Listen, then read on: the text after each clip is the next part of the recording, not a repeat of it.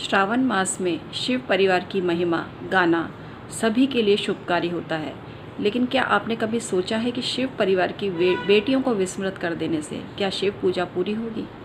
हम उनके बेटे बहुओं की पूजा कर रहे हैं, इवन हम उनके गणों की भी पूजा करते हैं, हम नंदी की पूजा करते हैं, लेकिन उनकी बेटियों को क्यों विस्मृत कर देते हैं? आज का तो समय ही बेटियों का है। बेटियों का इतना बढ़ावा दिया जा रहा है, भ्रूण हत्या को रोका जा रहा है, कन्याओं को जन्म देने के लिए प्रोत्साहित किया जा रहा है। तो ऐसे में प्रतीकात्मक रूप में ही सही शिव परिवार में उनकी बेटियों की पूजा भी आप सब करें, ये मैं निवेदन आपसे करती हूँ। और आपको सामान्य सा परिचय देती हूँ कि शिव परिवार में शिव जी की बेटियाँ कौन सी है। शिव जी की एक बेटी है, उनका नाम है ज्योति। वैसे शिव जी की 3 बेटियाँ हैं, आपको सिलसिलेवार बताती हूँ। शिव जी की जो बेटी है एक, उनका नाम है ज्योति, और ऐसा कहा जाता है कि वो शिव के तेज से उत्पन्न हुई थी। कुछ ग्रंथों में ये भी उल्लेख है कि वो पार्वती माता के तेज से उत्पन्न हुई थी, इसलिए उनका नाम ज्योति रखा गया। तो शिव जी की पुत्री ज्योति की पूजा कीजिए, ज्योति माता की पूजा अवश्य कीजिए। इसके अलावा शिव जी की एक और पुत्री है जिनका नाम है अशोक सुंदरी। अशोक सुंदरी के बारे में ऐसा कहा जाता है कि अशोक सुंदरी तब उत्पन्न हुई जब माता पार्वती किसी वन में विचरण कर रही थी और वहाँ पर उन्होंने कल्प वृक्ष के समक्ष एक इच्छा प्रकट की कि उनको एक पुत्री होनी चाहिए। अशोक सुंदरी के बारे में बताया गया है कि वो बहुत ही अद्भुत सुंदरी थी। उनकी सुंदरता को देखकर बहुत से लोग मोहित हो जाते थे, और एक कथा भी है कि एक राक्षस उन पर मोहित हो गया था, लेकिन बाद में उस राक्षस का विनाश हुआ। तो ये कथा भी प्रचलित है। इसके अलावा माता पार्वती की एक सौतेली पुत्री का भी उल्लेख है, जिनको हम मनसा कहते हैं। ऐसा कहा जाता है कि जो नागलोक के जो राजा थे, उन्होंने शिवजी से ये मांग की, शिवजी से ये रिक्वेस्ट की कि वो उनको एक बहन प्रदान करें। तब नाग माता कद्रू ने शिवजी के वीर्य को ग्रहण किया, और उसके बाद में उनके एक पुत्री पैदा हुई जिसको कि मनसा कहा जाता है। कई जगह ऐसा भी उल्लेख है कि महर्षि कश्यप ने अपने मानसिक तेज से उन्हें उत्पन्न किया था, इसलिए उनका नाम मनसा पड़ा। मनसा देवी का जन्म किसी विशेष प्रयोजन के लिए हुआ था, क्योंकि एक समय ऐसा था जब पृथ्वी पर नाग ही नाग अधिक थे, और नागों से जो जन सामान्य थे वो बहुत ही भयभीत रहते थे। तो जन सामान्य के बीच नागों का भय दूर हो सके, इसलिए मनसा देवी का जन्म हुआ। आज भी भारत के विभिन्न प्रदेशों में मनसा माता की पूजा की जाती है। उनका विशाल मंदिर जगह जगह पर हैं। इनके जो विशेष दिवस है वो है नागपंचमी। नागपंचमी के दिन मनसा माता की पूजा करने से सभी मनोरथ सिद्ध होते हैं।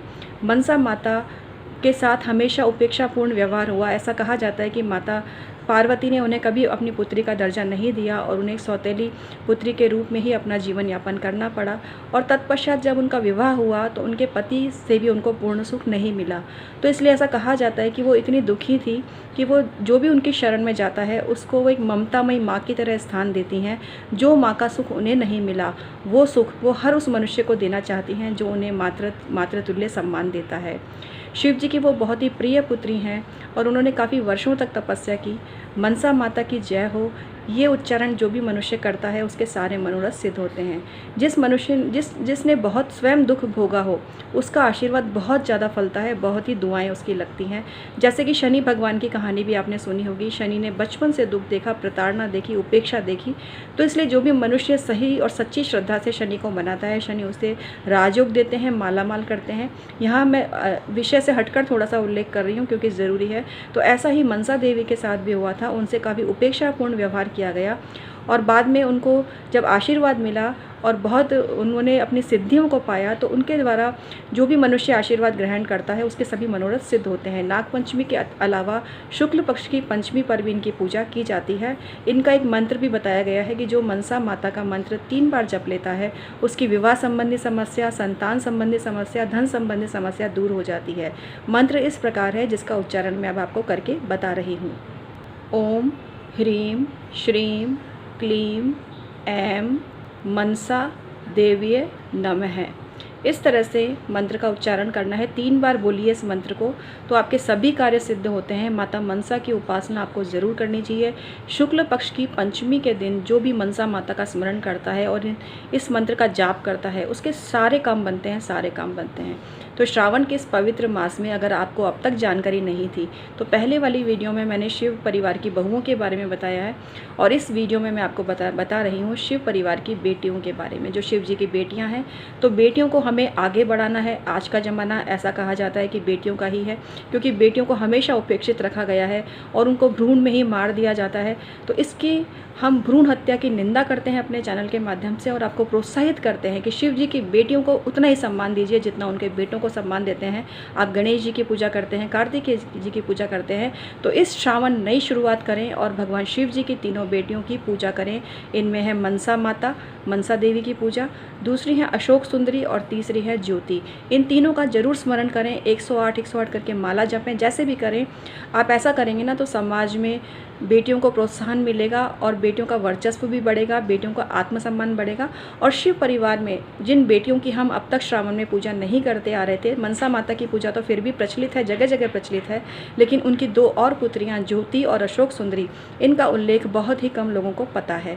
तो इस श्रावण मास में आप सबकी पूजा कीजिए, संपूर्ण शिव परिवार की पूजा कीजिए, तो आपको पूर्ण फायदा होगा और पूर्ण आपको सुख मिलेंगे। क्योंकि जिस परिवार की बेटियां दुखी रहती हैं, जिस परिवार की बेटियां उतना सम्मान नहीं पाती हैं, उस परिवार में कहीं ना कहीं कुछ कमी रहती है मित्रों। तो यहाँ हम भगवान शिव को बहुत मानते हैं, बहुत श्रद्धा भाव रखते हैं। माँ गौरा और शिव जो है हमारे संपूर्ण दुखों को दूर करने वाले हैं, विघ्न विनाशक गणपति और वीर कार्तिकेय सारे कष्टों को हरने वाले हैं। लेकिन क्यों ना हम नई शुरुआत करें और हम पूरे विधि विधान से इनकी भी पूजा साथ में करें। आप नेट पर देखेंगे तो आपको चित्र मिल जाएगा जिसमें ऐसे शिव परिवार का चित्र है जिसमें उनकी पुत्री उनकी गोदी में बैठी हुई है। ऐसे चित्र को भी अपने पूजा स्थान में रखें, आपके सभी मनोरथ पूर्ण होंगे और भगवान भोलेनाथ बहुत ही प्रसन्न होंगे।